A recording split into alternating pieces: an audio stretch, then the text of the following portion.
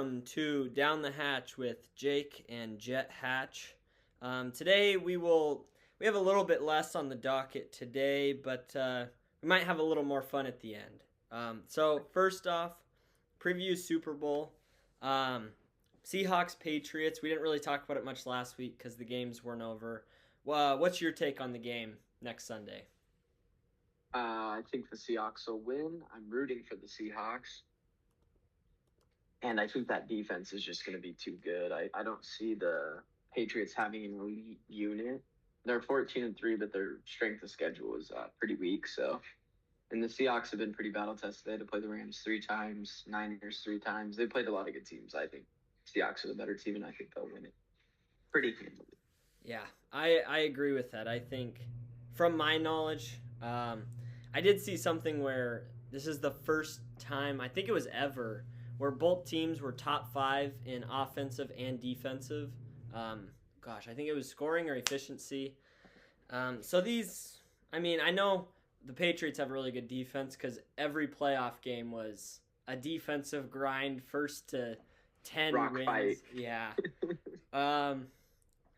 Yeah, I agree with you. I saw a stat where it was it was like every team they played, the Patriots played, it was like fired coach, fired coach, fired coach, fired coach. And then There it was one like, team. It was the Jets. It was the Jets hadn't fired their coach because Aaron Glenn. yeah, yeah. And And they were like the worst team. so I agree with you there. Also, I mean, like we said a couple of weeks ago, it was always leading up to the Rams or the Seahawks, and then the winner of that wins it all. Yeah. At least we don't have to watch Jared Stidham in the Super Bowl. But we don't. I mean, it would have been awesome to see Josh Allen against the Seahawks. That would have been great. I think the Seahawks are number one in defensive DVOA, so I think they're the best defense. And it would have been Josh Allen against them would have been fun. But Drake May's good. Maybe he'll hit some deep balls, but I kind of doubt it against the Seahawks secondary. I think it'll be kind of a repeat of that Broncos Seahawks Super Bowl, but maybe not quite that bad. But it could get ugly quick. Okay. So that'll be a quick segment. We're going to NBA.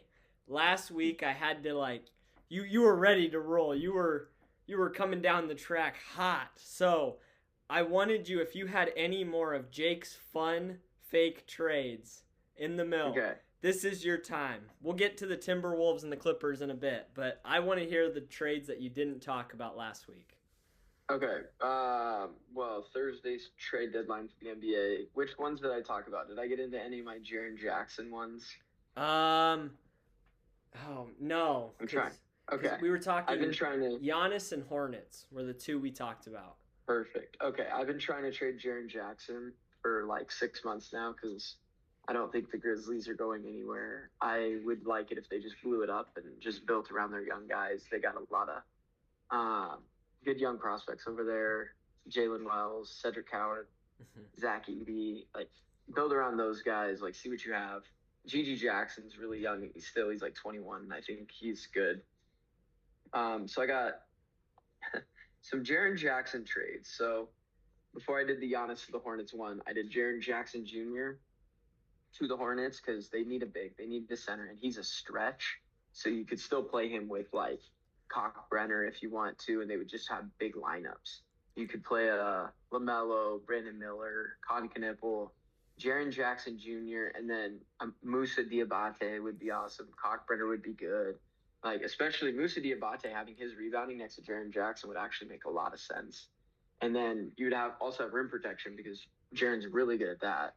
Moose is good at rebounding. Jaren's terrible at rebounding for a big. So it's kind of like that would be a great fit. And I don't think you'd have to give up. Well, actually, his contract's pretty long. You'd have to give up some picks. But like we went over with the Giannis stuff, they have a lot of picks. Yeah. Contracts were the same. It was Grant Williams, Josh Green. And then this one I threw Mason Plumlee in. And then two ones and 3 2s. I don't know if that gets it done for the Grizzlies because they might want more picks than that. I don't know. I'm just like, throw them out there. Who cares? Because I don't think the Hornets will be that bad for that much longer.